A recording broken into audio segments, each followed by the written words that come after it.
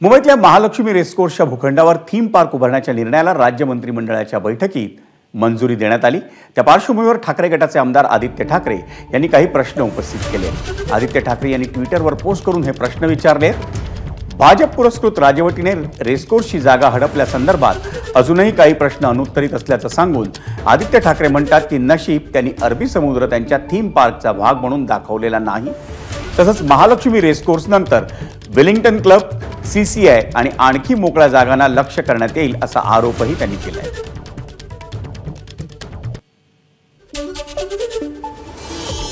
आपण पाहूया आदित्य ठाकरे त्यांच्या ट्विटमध्ये काय म्हटलंय। रेसकोर्स जवळील छोट्या घरातील कुटुंबांचं पुनर्वसन कसं होणार याबाबत स्पष्टता नाही।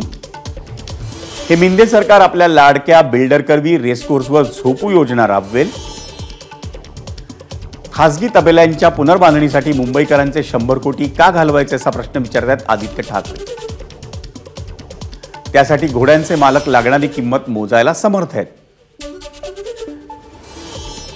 आम्ही आधीच कोस्टल रोड येथे भूमिगत कार पार्किंगची व्यवस्था केलेली असताना आता रेसकोर्स येथे भूमिगत कार पार्किंग उभारण्याची गरजच काय असा प्रश्न विचारतायत आदित्य ठाकरे।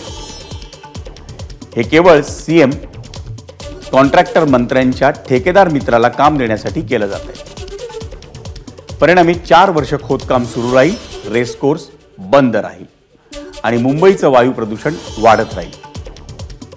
सर्वात हास्यास्पद म्हणजे हे भाजप पुरस्कृत सरकार